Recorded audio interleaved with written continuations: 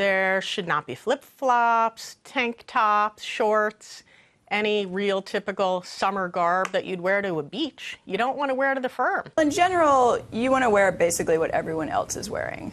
You don't want to be overdressed. You don't want to be underdressed. I mean, obviously, if you're female, you don't want to wear anything too low cut, too tight. If you're male or female, don't wear anything too casual. But in general, look around you. It really varies by office. For example, on the West Coast, people are much more casual. In New York, people could wear suits every day. You might not think twice about it. If you wear a suit in San Francisco, people think you're crazy. So look around and see what everyone else is wearing. Think Brooks Brothers if you have to. Conservative, boring. That's what lawyers do.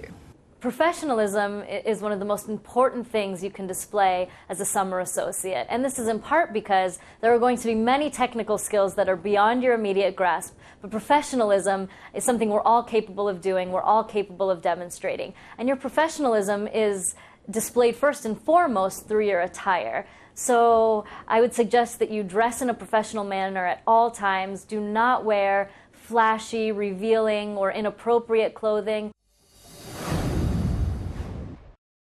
Drinking gets a lot of people into big trouble. So what you need to do is not be one of those casualties that everyone talks about on Above the Law.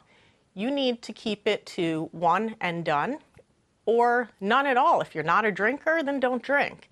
Sometimes you will be pressured into different situations. You'll be at a lunch, people are encouraging you to drink.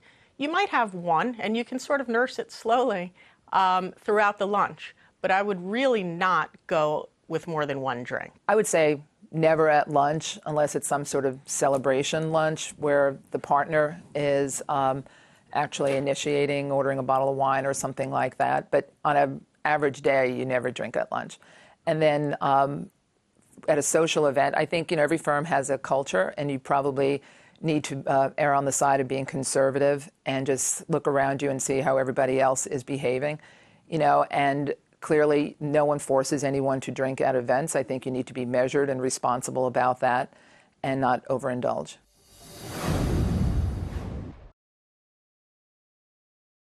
Don't hit reply all. That might be rule number one. And be careful. Take a step back before you hit the send button. Make sure that everything is spelled correctly. Make sure that it doesn't look like a text to your friends. You don't want to use the texting language that people use. You want to use full words spelled perfectly. You want to use the spell check function, and you want to take a step back before you hit the send button. Never rush to hit send. It's better to wait one more minute and make sure that it's perfect. I wouldn't use the firm's email system for your personal correspondence. I would be very sensitive about the nature of the emails that you send. I think that they should be fairly simple.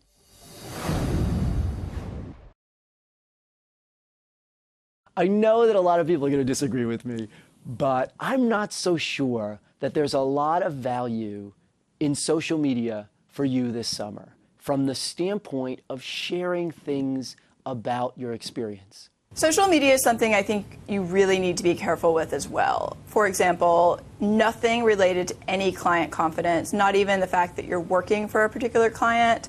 It's just not. You need to be careful with that. Firms can be very sensitive, clients are very sensitive, and that's just not something that you want to cross the line on. The other thing you really need to think about is, are you being obnoxious? So if you post a Facebook message 3 times in a week saying, another great lunch at Nobu, my life is awesome, your classmates are going to hate you. Don't do it. It's fine to say, okay, I'm going to court, that was interesting, great. But really think about the image that you're presenting and try not to be a jerk about it.